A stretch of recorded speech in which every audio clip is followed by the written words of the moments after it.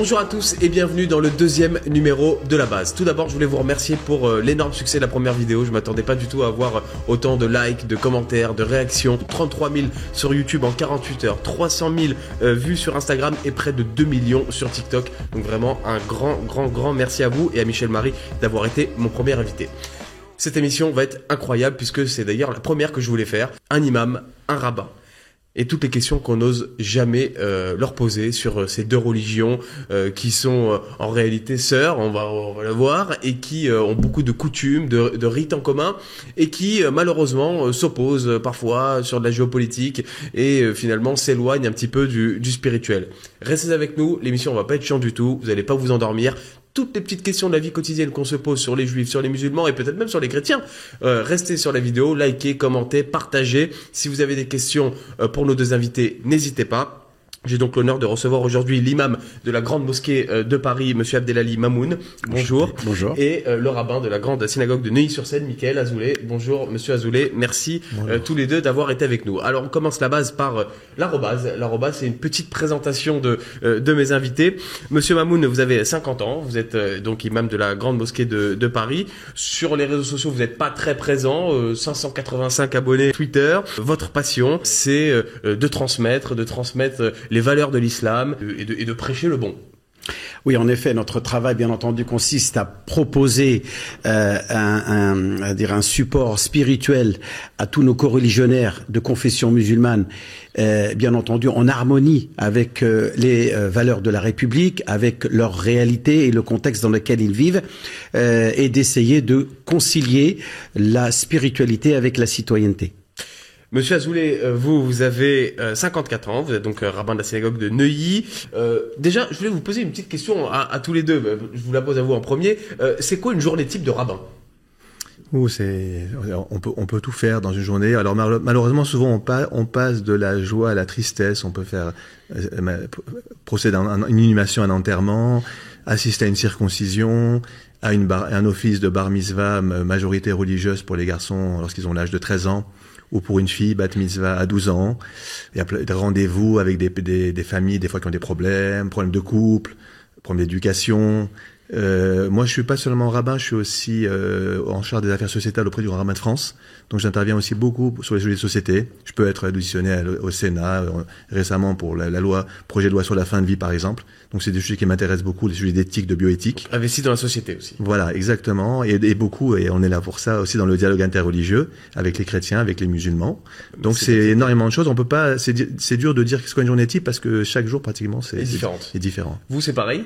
Oui, effectivement. Et vous parliez de ne pas être très connu sur Twitter, certes, mais vous non plus d'ailleurs. Sur les réseaux sociaux, voilà, c'est pas votre, votre truc. Ah si, moi dans les réseaux sociaux, mais c'est sur le site de la Grande Mosquée de Paris, GMP.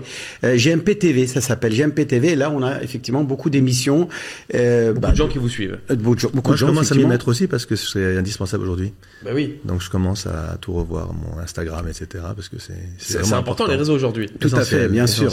On est très présent sur les réseaux sociaux. Vous l'intégrez dans votre journée d'imam maintenant. Vous savez, il y a un petit. Tout à fait. Moi, j'enregistre. On a un studio comme le vôtre à la Grande Mosquée de Paris, dans lequel on enregistre aussi des vidéos, des petites capsules, dans lesquelles on propose des thématiques, dans lesquelles on essaye d'expliquer la religion, bien entendu, en expliquant, en essayant de faire ce travail dans lequel le musulman va pouvoir vivre sa foi pleinement épanoui dans la société. Eh ben, on va vous poser toutes les questions. Même moi, je veux dire, je me pose plein de questions sur les juifs, sur les musulmans, j'ai pas forcément les réponses. Je suis sûr que vous aussi, pourquoi, eh bien, il y a des juifs qui peuvent pas manger halal alors que les musulmans peuvent manger kasher. Enfin, toutes les questions comme ça de la vie quotidienne qu'on se pose sur ces deux religions, n'hésitez pas à les poser. Et puis on aura un débat dans un instant. Le monde serait-il meilleur sans religion? Parce qu'on se demande, en ce moment, c'est vrai que les religions sont censées faire le bien, sont censées nous élever, alors que en ce moment, on a l'impression qu'elles nous divisent un petit peu plus qu'elles nous rassemblent. Donc, monsieur monsieur le rabbin et monsieur l'imam nous répondront à cette question. Et puis on finira cette émission par un jeu. Torah ou Coran, je vais vous citer des phrases, vous allez me dire si ça vient de la Torah ou du Coran. Et le tu kiffes ou tu bases en fin d'émission, je vous cite des noms de personnalités. Vous verrez ça tout à l'heure et vous me direz si vous aimez bien ou si vous basez. Mais déjà, toujours dans cette arrobase, dans cette présentation, déjà les chiffres. Parce que on parle des juifs, on parle des musulmans, on parle des chrétiens, mais on ne sait pas forcément combien ils sont en France, dans le monde. Alors, pour vous, je vous ai réuni les chiffres. Déjà, en France, il faut savoir que plus de 50% des Français, la moitié, sont chrétiens. Il y a à peu près environ 34 millions de chrétiens. Il faut savoir que les statistiques ethniques sont interdites en France, donc c'est sur la base d'estimation. Mais voilà, il y a à peu près 34 millions de chrétiens en France. Les musulmans, ça arrive en deuxième position. Ils sont 6 à 8 millions selon les estimations, ce qui représente entre 8 à 10% de la population française. Et les juifs, ils sont 500 à 600 000. Ça représente 0,6% de la population française. C'est vrai qu'il y a finalement peu de juifs en France. On est très peu. Et malheureusement, quand on voit antisémitisme, etc., on se dit mais pourquoi on se préoccupe autant de nous? Oui, et aussi la communauté juive est très concentrée quand même dans les grandes villes. Alors moi par exemple aujourd'hui j'ai une communauté qui est une des plus grandes de France voire d'Europe. À Neuilly, c'est très impressionnant. L'Ouest parisien en général a connu une très forte affluence, ça continue d'ailleurs. Pourquoi? Y a une des raisons, c'est parce qu'il y a des endroits où ils se sentent pas bien, quoi.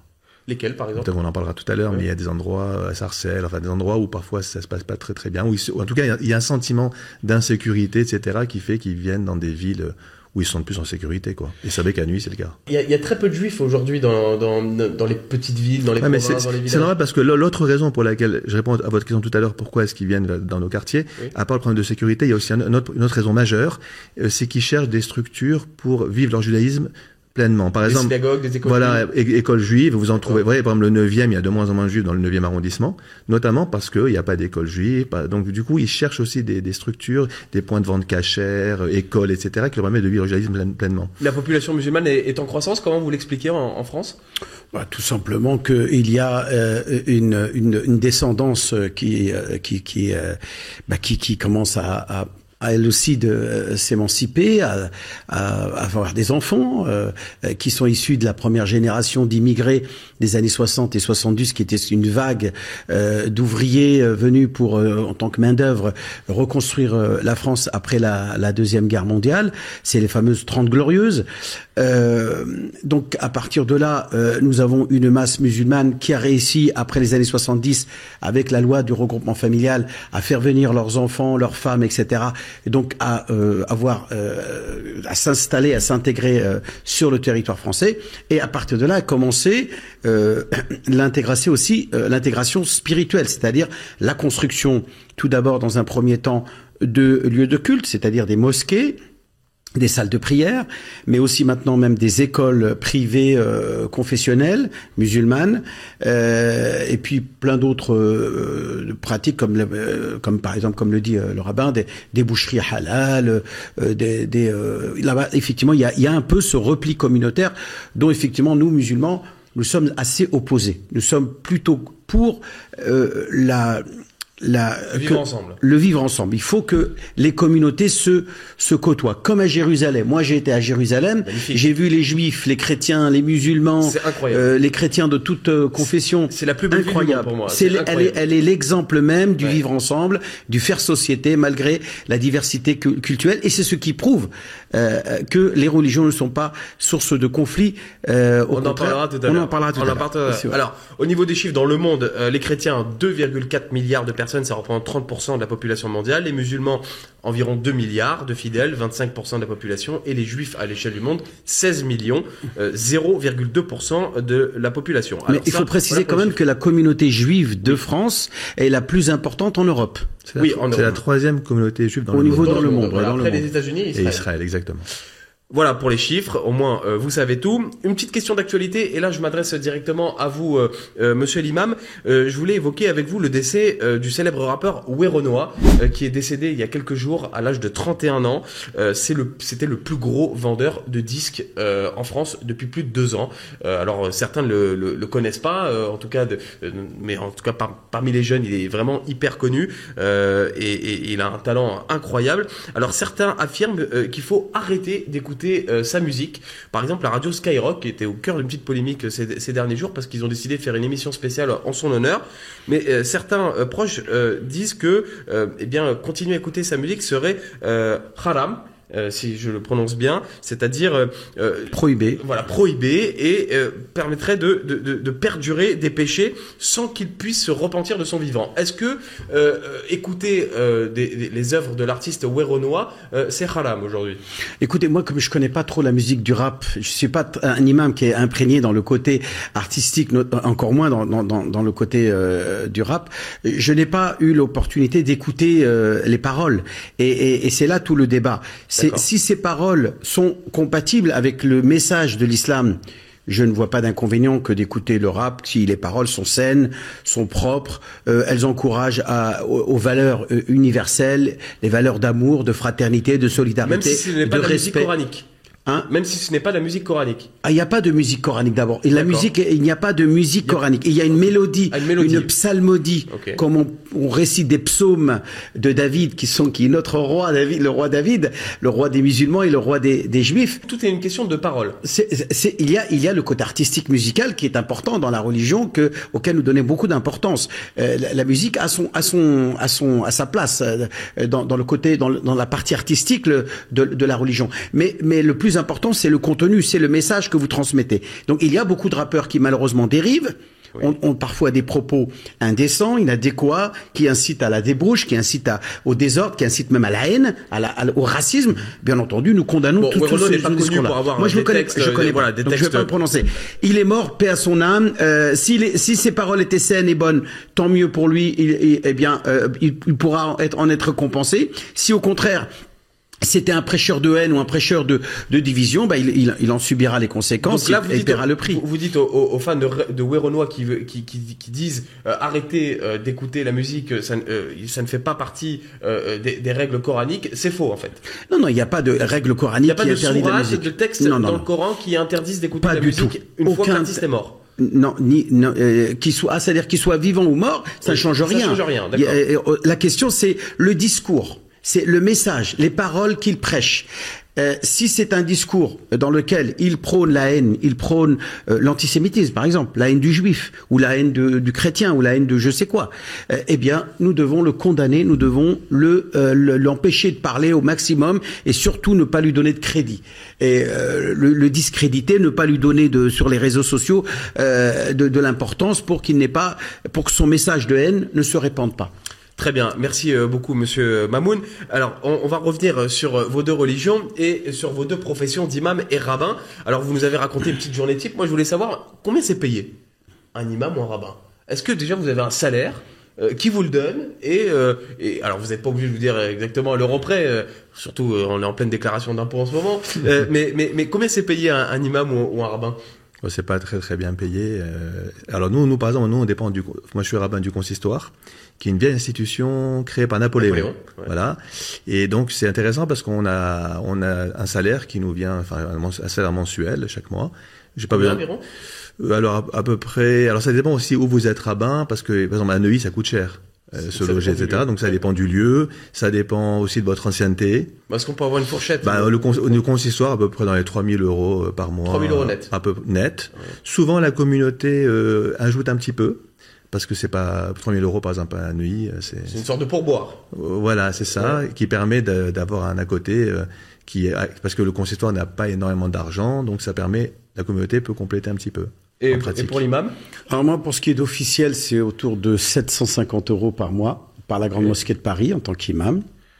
Mais bien sûr, il y a les à côté, comme vous dites, liés à toutes les cérémonies, toutes les choses que l'on accomplit au quotidien, hebdomadaire, les mariages, les naissances, les conflits, les médiations dans les familles, pareil. Hein. C'est un peu même dans la même mission que celui du rabbin. Et donc là, effectivement, grâce à cela, on arrive à arrondir les fins de mois. Moi, à côté de cela, je suis le représentant de la Grande Mosquée de Paris pour l'organisation du grand pèlerinage à la Mecque. Donc là aussi, il y a des petits revenus qui me sont, des commissions qui me sont reversées. Donc au total, alors c'est à l'année plutôt. C'est à l'année. C'est à l'année plutôt. On peut avoir une fourchette, c'est histoire de voir combien vous gagnez, parce que je ne demande pas votre déclaration d'impôt, mais histoire de voir un peu combien vous gagnez. Alors, pour le rabbin, c'est plutôt 3000, et vous, par mois, c'est dans ces eaux-là aussi? On est à, un peu plus? Ouais, beaucoup plus. Ah, beaucoup plus que 3000 euros par mois? Non, pas beaucoup plus que 3000, je parlais beaucoup plus que les 750, qui sont déclarés aujourd'hui. Vous arrivez quand même vous n'êtes pas obligé d'avoir une autre profession à côté. Vous pouvez vivre de votre activité. Oui, tout à fait. J'ai longtemps eu une profession à côté. J'étais imam et en même temps salarié chez Renault. Je travaillais chez Renault et j'étais même imam à Renault. C'est-à-dire que dans l'usine de Renault, il y avait des salles de prière et il y avait même une grande salle de prière où on priait le vendredi à Flins, où il y avait une très grande communauté musulmane chez les ouvriers. Vous étiez rémunéré par Renault? J'étais payé pour votre poste, pas pour votre rôle d'imam. Bien sûr. Oui, bien sûr. Mais à un moment donné, je ne faisais que ça. Dans les années début 2000, je faisais que ça. D'accord, donc en fait Renault vous payez en tant qu'imam, mais je n'étais pas déclaré imam. J'avais une fonction. Vous aviez une fonction. Une fonction, et j'étais au service qualité chez Renault. Et c'est intéressant ce que vous dites. Est-ce qu'il faudrait généraliser ça à toutes les entreprises, mettre des salles de prière et avoir des imams ou des rabbins dans chaque grande entreprise? Moi, je pense que ça doit être à la demande. Si effectivement il y a des croyants dans les entreprises, je pense qu'il est important que l'on puisse mettre à leur disposition au moment de la pause un endroit où ils peuvent se recueillir, accomplir leurs prières, que ce soit pour les juifs, pour les chrétiens ou pour les musulmans. Il y en a dans les aéroports, il y en a dans pas mal de lieux publics en France. Pourquoi pas dans les entreprises, s'il y a de la place et s'il y a une demande. Parce que si c'est 2 ou 3 salariés, non. Moi, j'ai un ami rabbin qui est rabbin d'Arcachon, là, qui vient de lancer ça il y a pas longtemps. Ouais. L'idée que la religion ne soit plus un tabou dans l'entreprise, parce qu'il trouve que c'est un peu dommage. Voilà, parce que c'est souvent on évite d'ailleurs de parler de sujets religieux dans les entreprises, parce qu'on a peur que ce soit des il faut pas afficher sa religiosité dans l'entreprise. Mais on veut qu'on puisse, à un moment donné, si on a des obligations religieuses, par exemple des prières quotidiennes, qu'on puisse pouvoir aller les faire quand c'est le moment. Vous êtes plutôt d'accord avec Monsieur l'imam? Ouais, après je suis un peu réservé aussi, comme l'a dit Monsieur l'imam, par rapport. Moi j'aime bien la laïcité en France. Moi aussi. Je trouve qu'elle est précieuse parce que il y a souvent un côté, ça peut gêner les autres. Non, attention. Moi, je suis pas. Attends, la laïcité d'origine, c'est-à-dire une laïcité multiconfessionnelle et non pas anticonfessionnelle.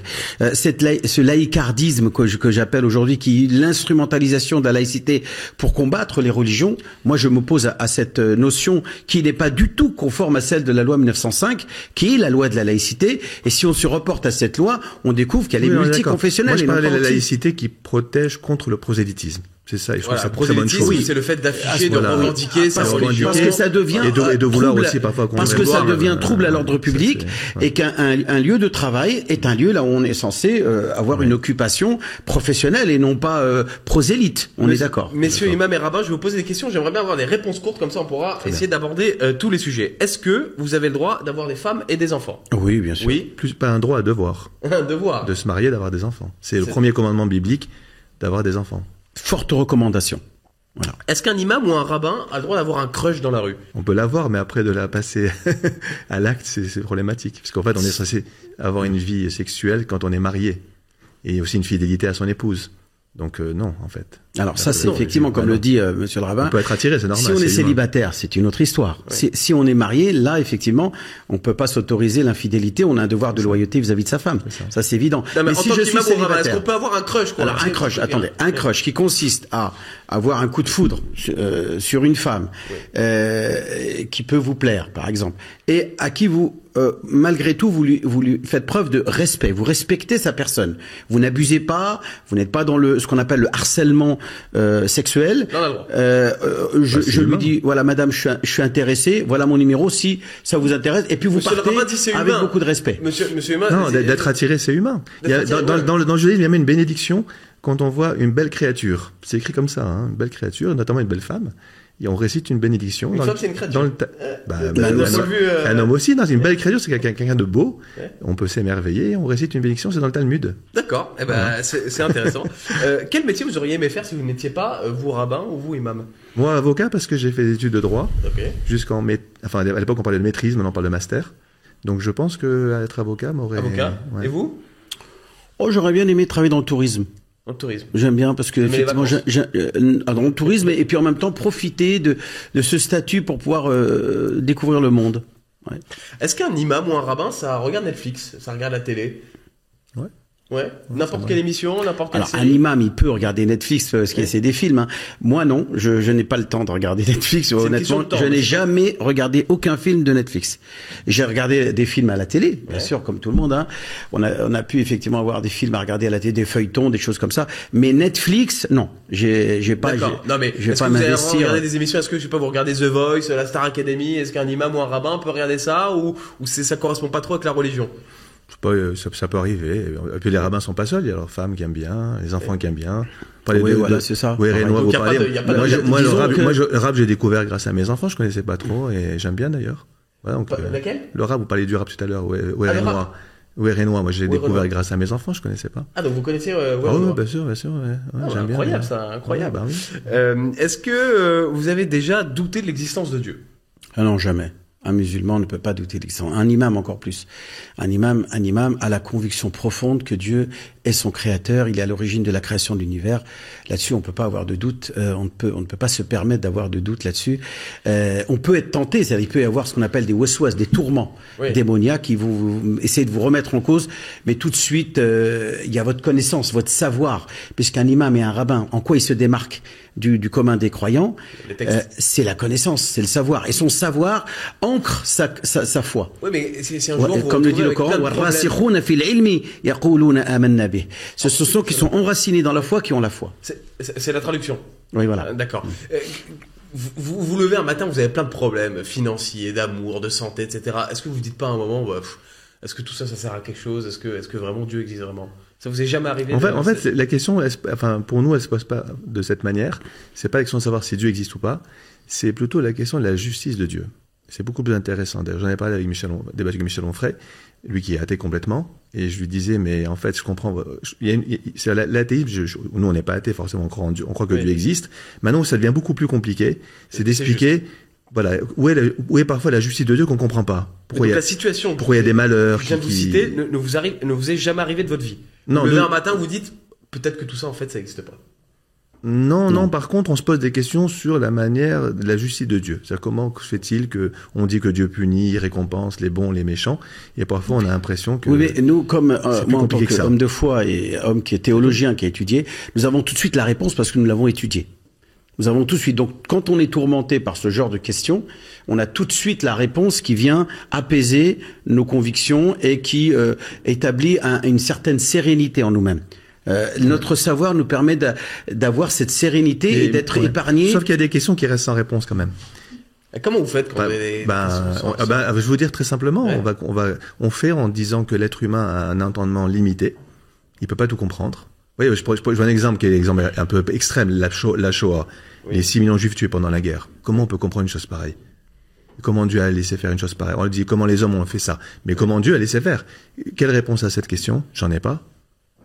Et je l'avoue, j'en ai pas. Et là, quand c'est comme ça, vous vous dites pas, non, il y a pas de Dieu, quoi. Non, je vais plutôt dire que je comprends pas, et c'est parce que je comprends pas. Vous savez, aujourd'hui, on est dans une société où l'homme est la mesure de toute chose. On voudrait que l'homme comprenne tout. L'homme n'est pas Dieu, quoi. Donc, vous avez des questions sur réponse pareille, vous? Non, moi, je réponds à cette question tout simplement par mes convictions qui dit que Dieu a donné le choix à l'homme de faire le bien, mais beaucoup le bien, et énormément le bien, et voire même que le bien. Et parfois, il a poussé des hommes à faire le mal, mais de manière extrême. Et donc, la Shoah, qui est l'extrême mal, l'extrême attitude la plus barbare et la plus sauvage qu'on a pu avoir dans l'humanité, eh bien, il a pu... il a donné cette possibilité. Voilà, il l'a donné. C'est pas Dieu qui est responsable, c'est l'homme seul et tous les hommes qui sont responsables, de son libre arbitre, qui seront interrogés et responsables de leurs actes devant Dieu. Je vous demandais tout à l'heure si vous avez le droit d'avoir un petit crush dans les transports, mais est-ce que vous avez le droit d'aller en boîte de nuit? Est-ce qu'un imam ou un rabbin peut vous retrouver en boîte de nuit? Non. Pourquoi? Boîte de nuit, c'est d'abord un lieu voilà, on est là-bas pour aller surtout rencontrer des filles et pour avoir surtout des relations hors mariage. Ou danser, tout simplement. Danser, mais on va dire, pourquoi je danserais pas chez moi alors? Je mets une baffe ou même des écouteurs et je danse tout seul. Pourquoi j'ai besoin de me mettre à danser avec des copains? Des copains ou des copines? C'est ça le problème. Des copains. Bah, je les invite à la maison. Ok. Pourquoi j'ai besoin d'aller en boîte payer pour aller danser? Bah, si je peux avoir ça gratuit à la maison. Si j'ai envie de danser, je danse chez moi tout seul avec ma femme, pourquoi pas? Okay. Et voilà. Non, mais en fait, c'est parce que les religions ont un problème avec la mixité. Parce que dès qu'on met en présence des hommes et des femmes, ça peut amener à des fois à des comportements. De la tentation. Voilà, exactement. Non, c'est pas la mixité là, vraiment. C'est l'incitation à la débauche. C'est l'incitation la femme et l'homme cherchent à travers cette danse qui se fait dans un lieu avec une promiscuité assez importante. Une boîte de nuit, c'est vraiment là, les gens ils sont collés les uns les autres. Il y a une démarche d'excitation. Il y a une forme d'excitation où la femme montre qu'elle est d'accord. Il y a un consentement mutuel qui aboutit souvent derrière. D'accord, mais si voilà, vous allez on va finir ça à la maison ou à l'hôtel. D'accord, mais si vous allez qu'entre garçons ou qu'entre potes, non, c'est. À la maison, pourquoi aller en boîte? C'est un lieu de débauche. Pourquoi payer pour ça? Bon, je vois pas l'intérêt. Et si je vous invite et que c'est gratuit, est-ce que vous avez le droit d'y aller? Il y a que des hommes? Donc c'est un problème de mixité, comme disait. Non, c'est un problème de promiscuité. Voilà. C'est pour ça que j'ai dit mixité. De mixité, parce que c'est un problème de mixité. Moi, j'adore la musique, mais voilà. Donc vous pourriez aller dans une boîte de nuit gratuite réservée aux hommes. Ah oui, ça c'est bon? Non. Moi, j'irai pas dans une boîte de nuit. J'ai pas besoin. Pour moi, ce serait une perte de temps et j'ai autre chose à faire que d'aller dans une boîte de nuit pour aller danser. Non. Est-ce qu'il y a quelque chose? Après, il y a les goûts aussi. Oui, les goûts. C'est pas tellement dans mes goûts. Vous aussi, on vous retrouvera pas dans une boîte de nuit très prochainement. Non, je pense pas, mais j'adore la musique, mais je pense pas, non. Est-ce qu'il y a quelque chose dans la religion de l'autre que vous n'avez pas dans la vôtre que vous aimeriez avoir? Qu'est-ce qu'il y a dans le judaïsme ou qu'est-ce qu'il y a vous dans l'islam que vous aimeriez avoir dans... Bonne question. Je sais pas. Peut-être moins de règles. Moins de règles. Parce qu'en fait, le judaïsme, c'est quand même la religion la plus ritualisée. Il y a énormément de règles, même plus que dans l'islam. C'est vrai. Nous, on a. Enfin, il faut savoir que l'islam est l'héritage du judaïsme. Nous considérons comme les héritiers dans lequel nous pensons que la foi de Mohammed, le prophète de l'islam, et le Coran le dit clairement,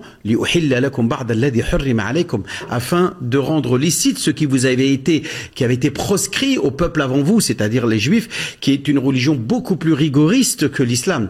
L'islam, si vous voulez, a adouci, on va dire.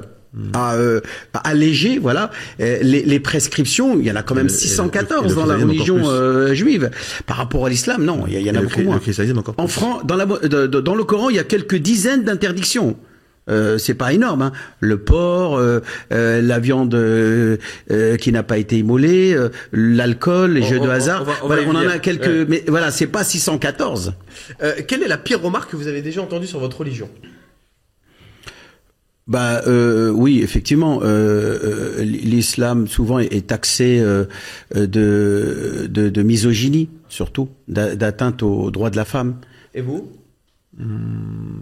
Peut-être source d'intolérance, alors qu'en fait, je pense pas. La religion juive est une religion d'interprétation. Du coup, il y a beaucoup de gens qui prennent la Bible comme ça, l'état brut. Ça peut être très violent, la Bible. Mais nous, on a le Talmud derrière. On a la tradition orale qui interprète et qui désamorce la violence des textes. Et ça, souvent, c'est pas compris par les gens qui prennent les textes comme ça, dans leur littéralité, vous voyez, immédiatement, sans voir que l'interprétation, elle donne des fois un tout autre sens que ce que le texte dit. Monsieur le rabbin, monsieur l'imam qui sont avec nous, qui me font le plaisir vraiment d'être là et de ce beau message, c'est magnifique de vous avoir tous les deux, je suis vraiment très content. Là, on pose des questions au rabbin et à l'imam, mais dans un instant, je vais vous poser des questions sur les deux religions, toutes les questions qu'on se pose sur le judaïsme et sur l'islam, parce qu'il y a beaucoup de questions, c'est vrai qu'il y a beaucoup de règles dans les deux religions, on va essayer de savoir pourquoi, comment. Dernière petite question, à vous monsieur le rabbin, à vous monsieur l'imam, est-ce que vous avez déjà eu la flemme de faire la prière? Oh, je suis crevé, je suis fatigué, là j'ai pas envie d'aller prier. Bien sûr. Oui, bien sûr. On arrive des fois.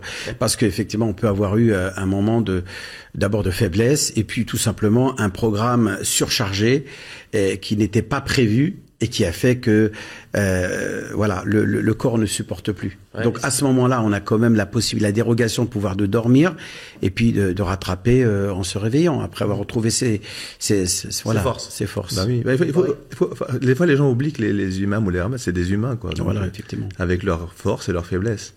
Donc voilà. Bon, il y a pas de risque gravissime si vous, je crois qu'il y a 5 prières par jour. Voilà. Par exemple, on a 3 en semaine. Celle chez nous qui est la plus négligée, c'est celle du matin très tôt, à l'heure de l'Fajr, ce qu'on appelle l'aube.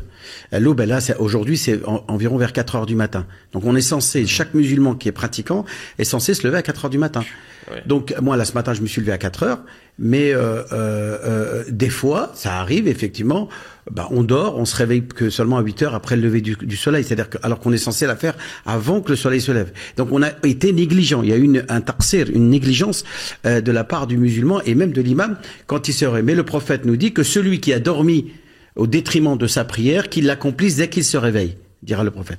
Pareil pour les juifs, il y a une prière le matin, Shacharit, c'est ça? Voilà, bravo, Shacharit. Alors, c'est pas aussitôt, hein. C'est pas aussitôt, c'est pas 4 heures du matin. Il y a il y a 7 heures, même à 8 heures, voire à 9 heures, donc c'est quand même plus facile.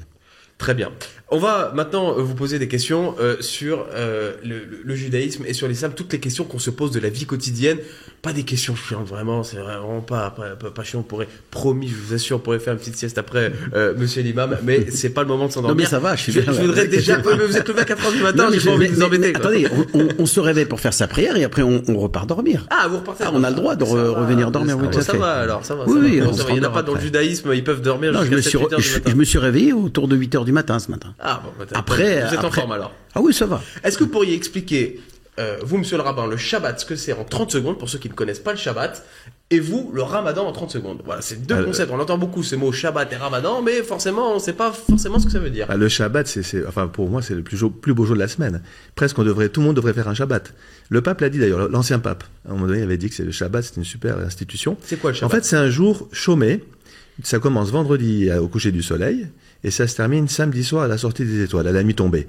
Et c'est une journée en fait où les gens se retrouvent ensemble réellement. On parlait des réseaux sociaux, on peut pas utiliser les smartphones, pas d'ordinateur, pas de voiture, tout ce qui est électrique. Et donc en fait, on ne peut que se livrer à des activités de loisirs, intellectuelles, étudier des textes, voir sa femme, ses enfants, autour de belles tables.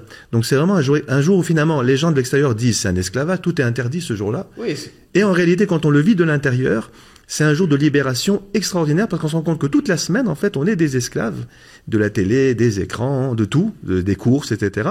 Et ce jour-là, vraiment, mais c'est un discours ce que je tiens là, il faut le vivre vraiment pour le comprendre. Et on se rend compte finalement, c'est un jour de libération extraordinaire. Mais comment vous faites si vous voulez partir en week-end, par exemple? Vous pouvez pas? Ah ben, on part avant l'entrée de Shabbat, le vendredi après-midi. Ouais, mais si vous voulez prendre un avion ou une voiture, non, on peut pas. Non, vous pouvez pas. On peut pas. Il faut prévoir avant et s'organiser pour repartir après la tombée de la nuit le samedi soir ou le dimanche. Mais c'est interdit de voyager. Mais on a l'impression quand même, et vous me dites si je me trompe, qu'on voit la religion juive comme une religion d'interdit. Exactement. Mais encore une fois, comme je vous l'ai dit, c'est parce qu'on la voit de l'extérieur. Vous voyez, les interdits du Shabbat, il y en a plein. C'est impressionnant tout ce qu'on n'a pas faire. Je peux même pas écrire Shabbat. Ni écrire, porter. Je peux pas sortir dans la rue avec quelque chose. Sauf évidemment costumes habillés ou des bijoux. Mais je peux pas. C'est repoussant pour quelqu'un qui veut pratiquer une religion de dire il y a autant d'interdits, je peux pas faire ci, je peux pas faire ça. Évidemment, sauf que comme on est des enseignants, on va pas commencer par dire tout ce qui est interdit. Oui. Moi, j'ai plutôt mettre en valeur ce que je viens de faire ici dans votre émission, c'est-à-dire de montrer finalement les valeurs du Shabbat, en quoi ça nous libère vraiment, qu'on se retrouve en famille, qu'on n'est plus happé chacun par les téléphones, on se parle même plus quoi, on regarde autre chose. Moi, je trouve que c'est extraordinaire le Shabbat. Mais encore une fois, vous avez raison, quand on le voit de l'extérieur, ça paraît impossible à réaliser.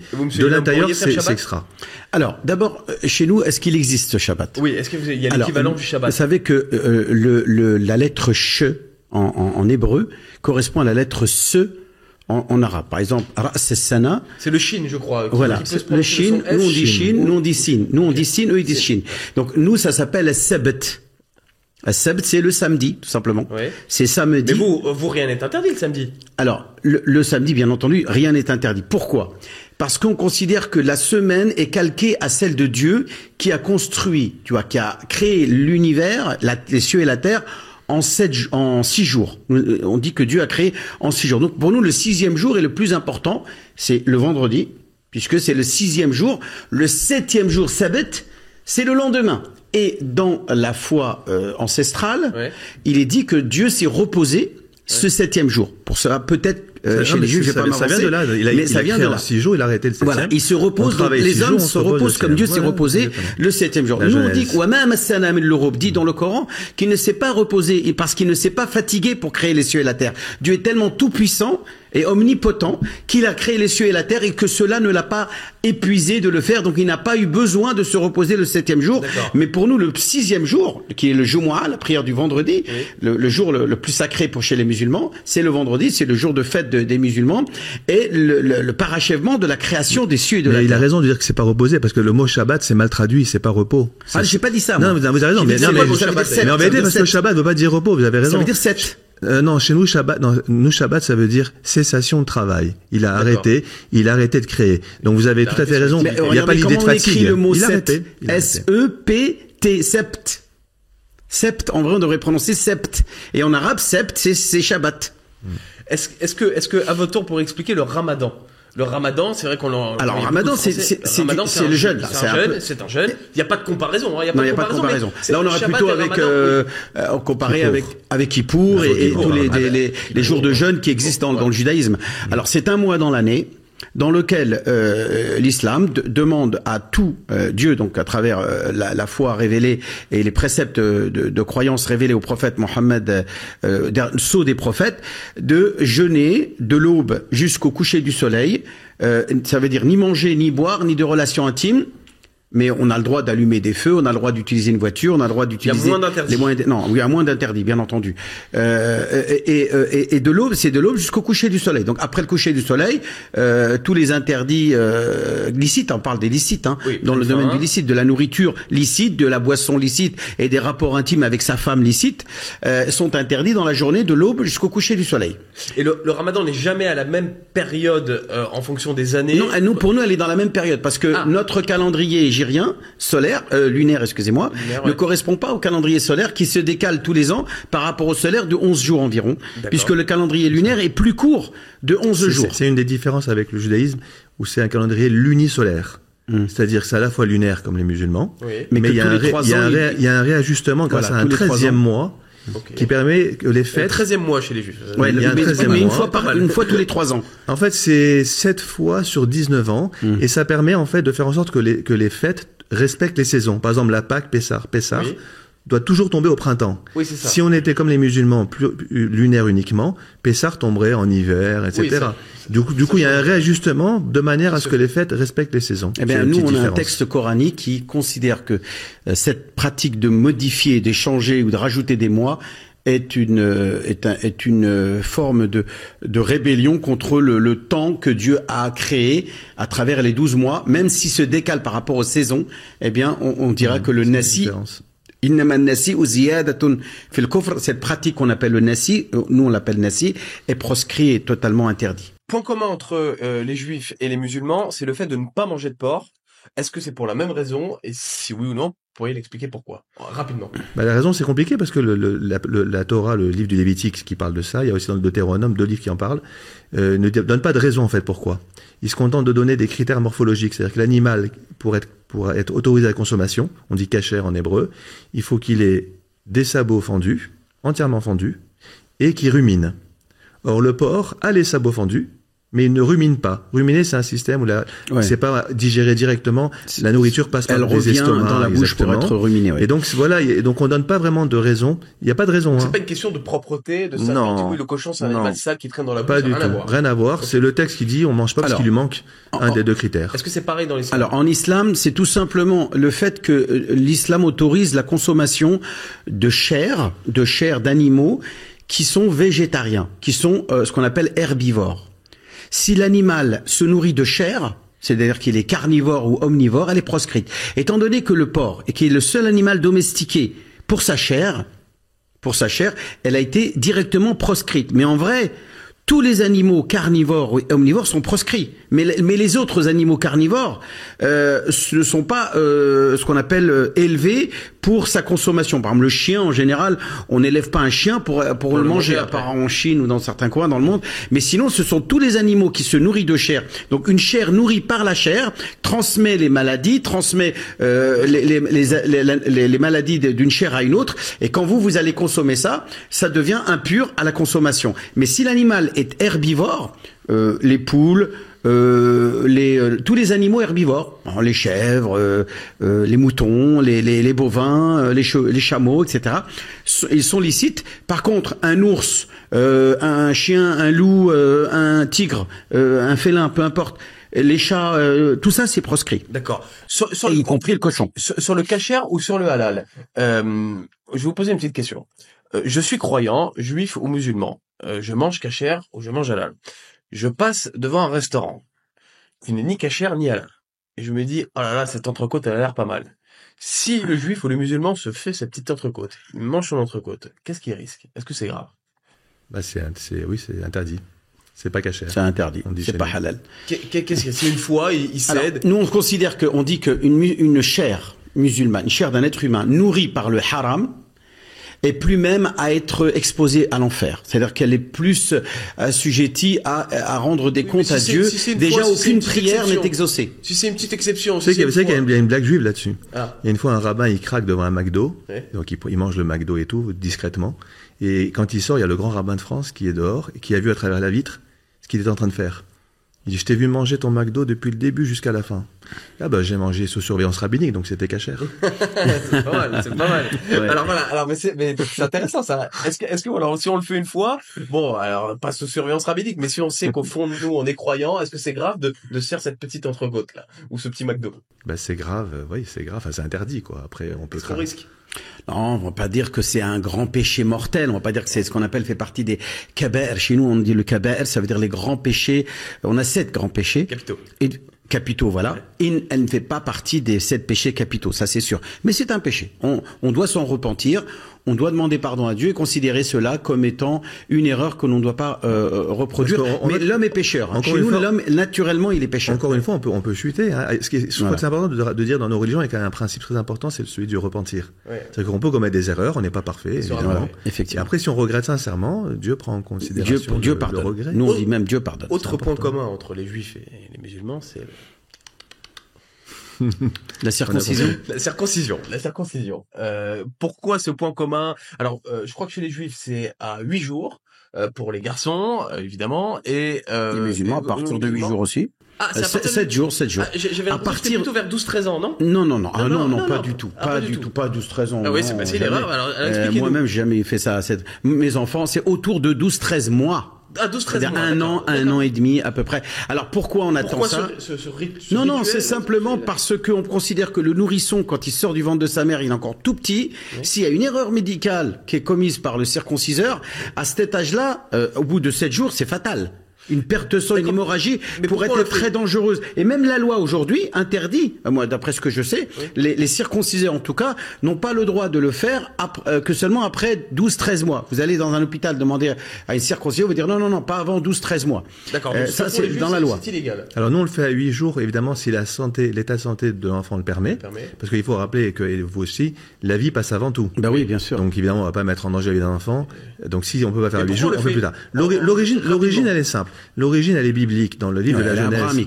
Abrahamique, c'est Dieu qui demande à Abraham, le père des croyants juifs et même de se circoncire. Il lui dit voilà, tu devras lui-même s'est circoncis presque centenaire. Ouais, presque 80, c'est à peu près 80. Il a circoncis son fils Ismaël qui avait 13 ans. Mais pourquoi? Et il circoncis son fils Isaac à 8 jours. Alors la raison qui est donnée par le texte biblique, elle est très simple, c'est une alliance dans la chair entre Dieu et son peuple. D'accord. C'est ça la raison. Alors c'est pas qu'on donne, c'est comme quand vous faites à l'époque on faisait une alliance, on faisait une incision. En fait l'idée c'est une bérite, c'est une alliance qui est faite entre Dieu et son peuple et qui identifie. D'ailleurs c'est un marqueur identitaire très fort chez les Juifs. Même pendant la guerre malheureusement des fois on demandait aux Juifs de se dévoiler pour montrer qu'ils étaient Juifs. Ouais. Et c'est ça l'origine. Mais évidemment symboliquement ça veut dire aussi qu'à cet endroit qui est le sexe masculin, c'est aussi l'idée d'une maîtrise des pulsions. C'est Maïmonide notamment, un très grand maître qui a vécu en monde arabe d'ailleurs, Maïmonide, qui explique que c'est l'idée de maîtriser ses pulsions.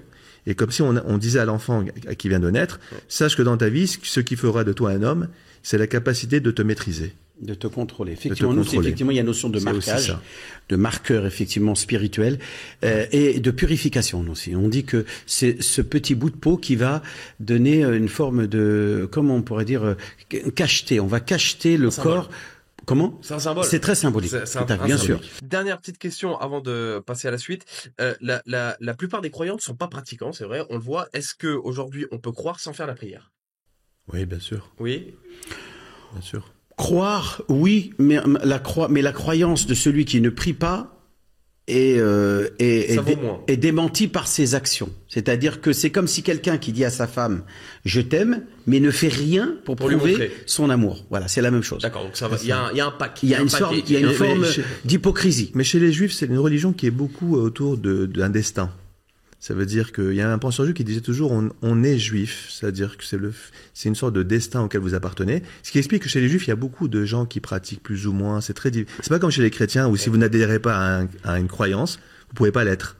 Là, on peut être juif par sa mère, on est juif par sa mère ou par conversion, et la pratique va pas changer.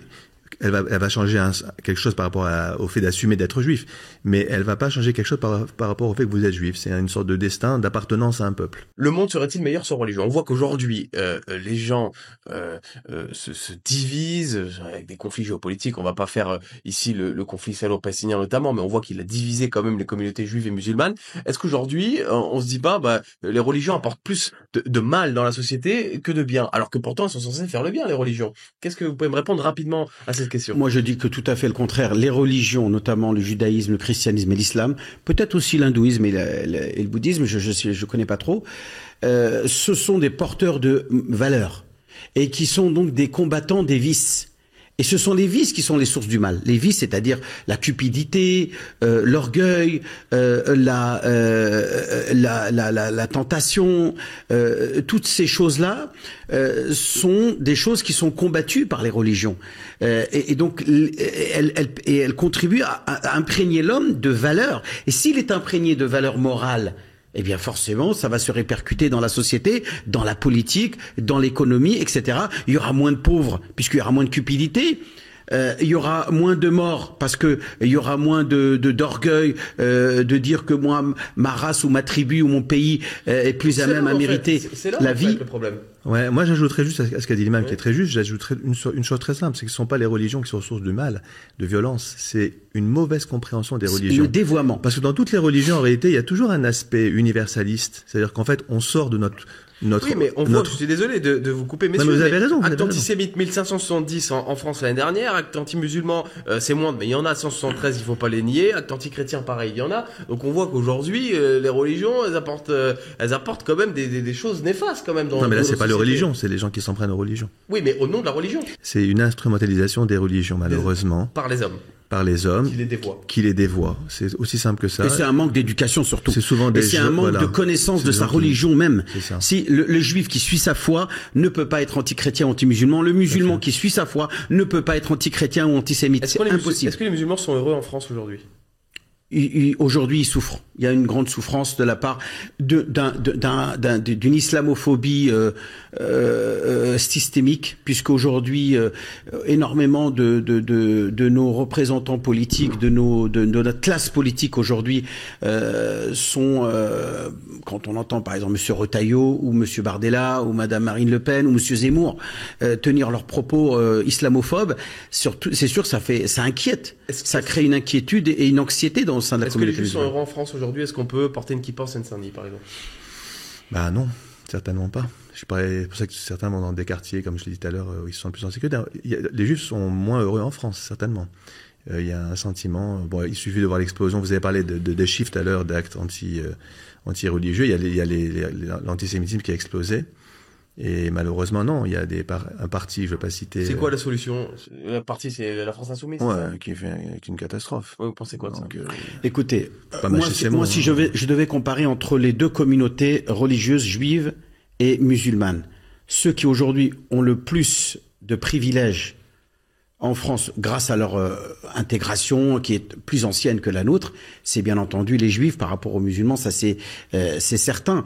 Les juifs ont une place plus forte, un soutien étatique qui est beaucoup plus important, des institutions de manière globale beaucoup plus importante. La lutte aujourd'hui contre l'antisémitisme, je te parle de l'action de lutte contre est beaucoup plus manifeste. Par exemple, la marche contre l'antisémitisme, tous les partis étaient là. La marche contre l'islamophobie qui a été organisée récemment, il y avait personne. Donc vous sentez délaissé un petit peu. Oui, voilà, c'est un peu ça. C'est-à-dire qu'il y a un dénigrement. Il y a un dénigrement. Moi, je comprends qu'il y a de l'antisémitisme en France. Mais c'est peut-être dû, je pense certainement, à un manque d'éducation de la part, surtout de nos coreligionnaires musulmans. Peut-être un peu de jalousie. De voir des juifs qui réussissent dans la vie, qui ont des postes assez importants. Moi, par exemple, quand je suis rentré dans la synagogue d'Alfortville, le jour où j'étais venu faire une prière pour les enfants qui avaient été tués par Mera, et que chacun s'était présenté. Il s'était présenté, et l'un a dit, moi je suis directeur de ceci, l'autre a dit, moi je suis capitaine de cela. Tous avaient un statut assez, on va dire, bien, mais c'est tant mieux, et c'est tant mieux, c'est tout à leur honneur. Et je les félicite là-dessus, je ne pas du tout, et je dis pas ça. Mais quand moi, après à la mosquée, par instinct, par vouloir comparaison, j'ai interrogé mes fidèles. Un était au RSA, l'autre était tous avaient... Les différences économiques, mais bon, ah oui, ça, énorme, qui est énorme, incomparable. C'est pas lié à la religion. Non, c'est pas lié à la religion, mais il y a un statut effectivement qui fait qu'aujourd'hui, parce que nous musulmans de France, nous n'avons pas de postes décideurs, beaucoup de postes décideurs, nous ne sommes pas respectés, nous sommes méprisés. Non, j'ai un petit peu du mal. Moi, j'ai l'impression que j'observe les musulmans en France.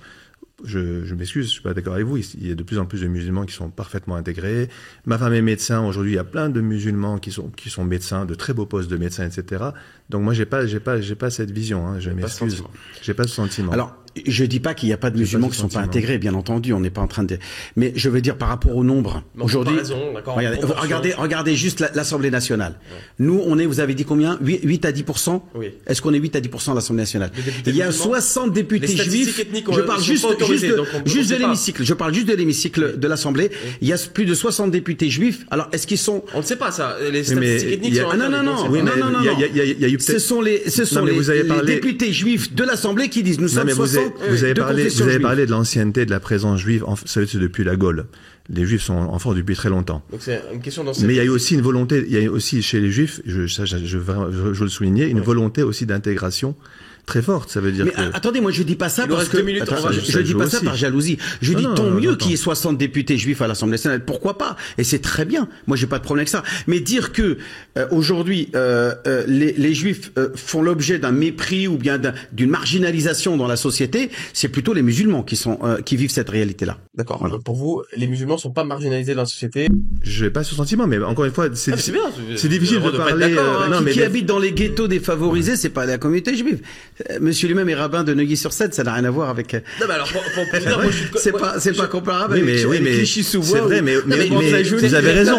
Vous avez raison, mais il y a aussi beaucoup de juifs qui habitent aujourd'hui dans des ghettos, dans des quartiers huppés, parce qu'ils ont pas vraiment le choix aussi. Voilà. Ils se sentent pas bien ailleurs. Ils ont été chassés. Il y a ça aussi. Je vous l'accorde. On est d'accord. Parce qu'effectivement, dans ces quartiers-là. Est-ce qu'on peut mettre une kippa en Seine-Saint-Denis aujourd'hui, monsieur l'imam? Oui, bien sûr, on peut mettre une kippa. Bien sûr qu'il y a des juifs dans la Seine-Saint-Denis, énormément de communautés juives. Il y a même des synagogues. Est-ce qu'on peut mettre une djellaba ou un voile? Est-ce qu'on peut mettre une djellaba ou un voile dans un beau quartier sans être regardé un petit peu de travers? Bah bien sûr que si, ça aussi c'est vrai. Et le rabbin aussi. Le monsieur avec la kippa va avoir dans la Seine-Saint-Denis peut-être certaines remarques ou des propos désobligeants de la part de personnes qui, je rappelle, n'ont pas d'éducation religieuse. Vous êtes d'accord avec ça? À savoir. Est-ce qu'aujourd'hui, dans les beaux quartiers, vous partagez ce constat qu'on peut regarder un petit peu différemment celui qui porte un voile ou une djellaba? Oui, ou une kippa aussi, tout à fait. En France, on a aujourd'hui un peu un problème avec tout ça. Avec l'affichage, si je peux dire, religieux. Ouais, c'est certain. Les Français sont assez réticents avec ceux qui exhibent ou qui ce qu'on appelle signalent leur appartenance religieuse. On va terminer par deux petits jeux très rapidement. Le premier, c'est Torah au Coran. Je vous cite des phrases qui sont issues des deux textes et vous me dites si ça vient de Torah ou du Coran. Première phrase, les gaspilleurs sont les frères des diables. Oui, c'est le Coran, oui. C'est le Coran. Innal mubadhirina kanu ikhwana ash-shayatin, c'est le terme. Il ne faut pas gaspiller, quoi. C'est pas bien. On ne doit pas gaspiller. Ne rentre pas chez les gens sans frapper. Ça, dans le judaïsme, on dit quelque chose. Nous, on dit qu'on ne rentre pas chez les gens sans la permission. Après, ça soit en toquant, peu importe, on doit rentrer hatta tasta'dhinu, dira le Coran. Jusqu'à que vous demandez la permission aux gens. On ne rentre pas comme ça chez les gens. Alors, cette phrase dans la vie privée. Exactement dans le Coran, c'est le sourate 24, mais on retrouve une phrase un peu similaire dans la Torah. Honore ton père et ta mère. Ah oui, bien sûr. Ça, c'est le décalogue. Ça, c'est évident. Ouais, dans les deux. C'est même le deuxième commandement après la foi en Dieu. Dans les deux. Après la foi en Dieu unique, c'est le respect des parents. Tu ne porteras pas de vêtements faits de 2 tissus différents.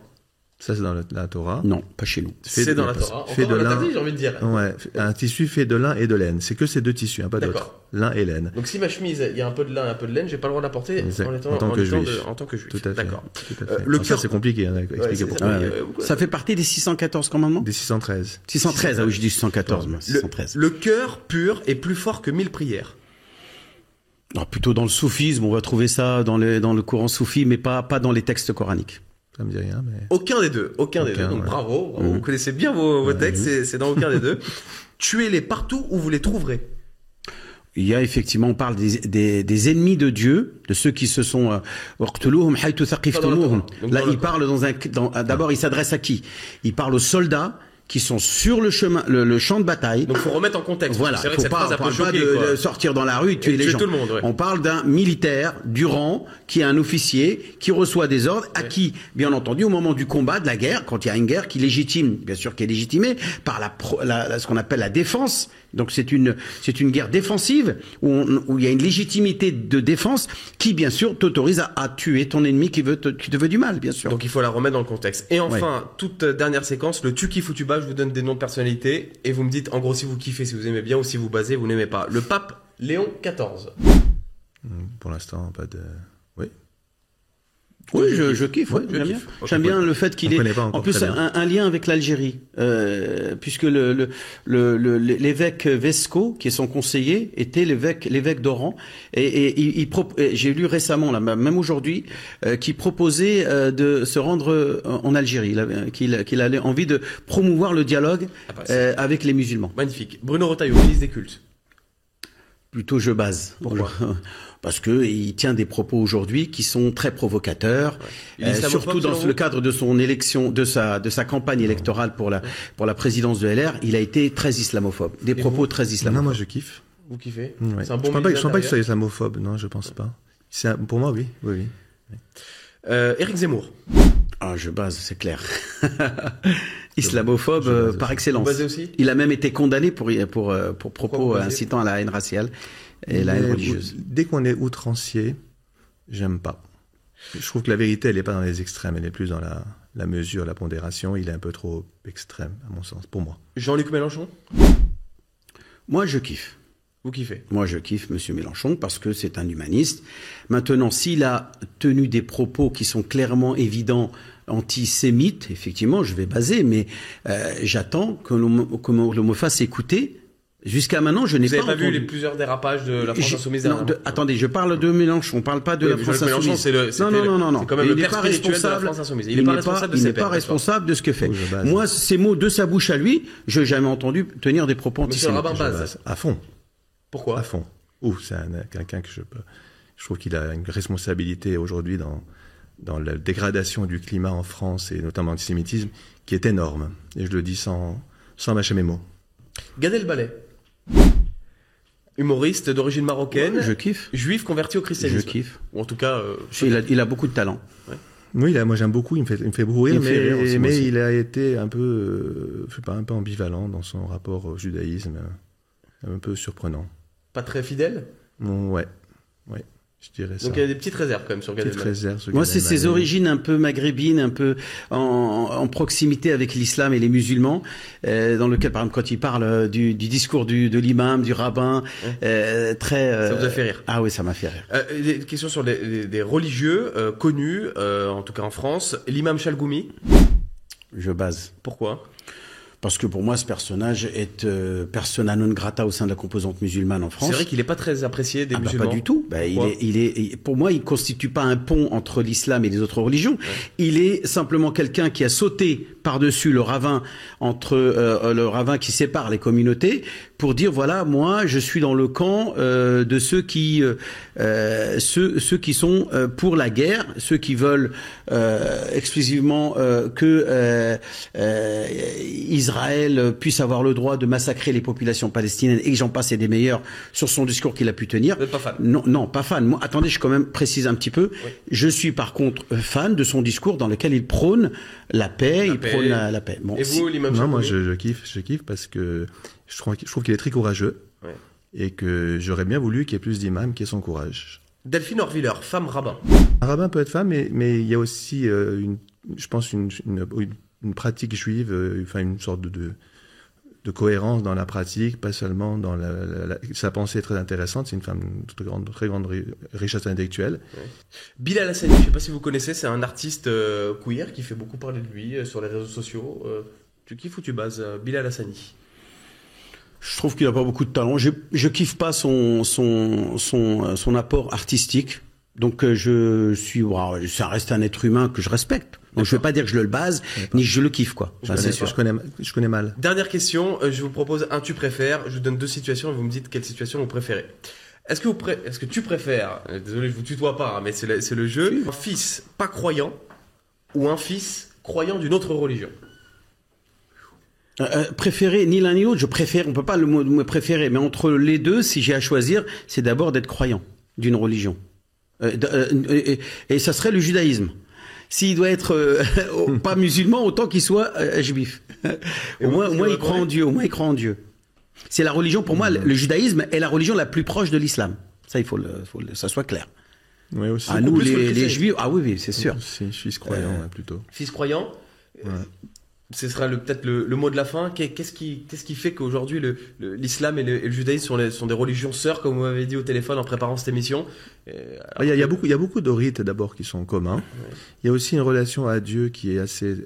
Chez nous, on en parlait avant l'émission. On est iconoclaste, c'est-à-dire qu'on refuse tout. Moi, je peux entrer dans une mosquée sans problème. L'imam dans une synagogue, il n'y a pas de crucifix, il n'y a pas de statue, il n'y a pas d'image. Donc il y a un monothéisme pur, voilà. Où on refuse toute représentation de Dieu, notamment, mais il y a beaucoup de points communs. En effet, comme le dit le rabbin, c'est le corpus théologique commun qui est extrêmement similaire, malheureusement, qui est entaché, qui est alourdi par tous ces problèmes politiques.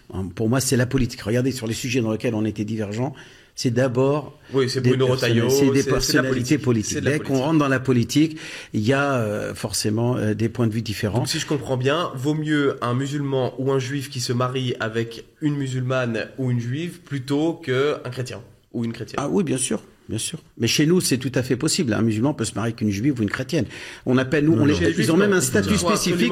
Les gens du livre qu'on appelle les juifs et les chrétiens, sont privilégiés par rapport aux autres. Non, ils ont un statut. On mange leur nourriture. Par exemple, nous, on mange cachère. On se marie avec des juifs ou des chrétiennes. Pas de problème. Mais en particulier les juifs. Les chrétiens, il y a même débat sur est-ce qu'on peut ou pas. Il y en a qui disent non. Mais les juifs, oui. Toute dernière question. Pourquoi les musulmans peuvent manger cachère et les juifs ne peuvent pas manger halal? C'est lui qui...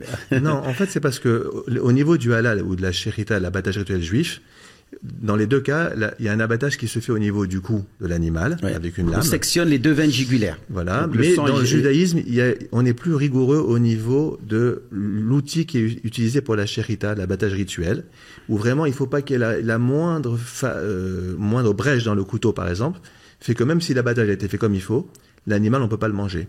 Donc en fait, c'est tout simplement pour une raison de rigueur plus importante. Il y a plus de rigueur dans la manière d'abattre. Mais il y a aussi des parties du corps de l'animal qui sont proscrites dans la cacheroute. Exactement. Alors que nous, tout l'animal est halal. À partir du moment où l'animal lui-même est halal, eh bien, tout est halal dans l'animal.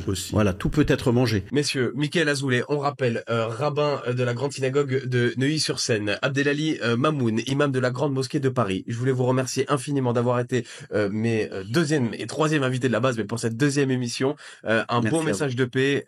Vous êtes des hommes qu'on aimerait en croiser beaucoup dans la vie quotidienne, des hommes de paix, des hommes de valeur, des hommes de tolérance. Merci beaucoup d'avoir accepté mon invitation. J'espère vous recevoir une prochaine fois pour évoquer plus longuement certains sujets, parce que c'est vrai que là le temps nous était compté, on oublie un peu de survoler. Dernière parole, je dis que nous tous nous devons travailler pour exporter la paix en Palestine et en Israël, et non pas importer notre conflit ici. Donc moi je dis shalom à tous mes frères juifs de France. Magnifique. Et je leur souhaite tout le bonheur et toute la... C'est pour ça que j'ai pas trop voulu aborder ce sujet, non pas pour le cacher, mais parce que j'ai préféré parler des sujets qui nous rassemblent, qui rassemblent les juifs, qui rassemblent les musulmans, qui rassemblent aussi les chrétiens, plutôt que des sujets qui divisent. Peut-être que le conflit israélo-palestinien sera l'objet d'une prochaine vidéo et on pourra en parler plus longuement. Mais voilà, donc je voulais vous remercier, monsieur le rabbin, d'avoir accepté mon invitation. Merci à tous d'avoir suivi ce nouveau numéro numéro de la base, ce deuxième numéro de la base. Vous pouvez réagir, commenter, liker, partager et vous abonner surtout.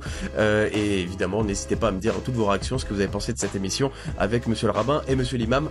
Très bonne fin de journée à tous, très bonne soirée, merci et à bientôt dans la base.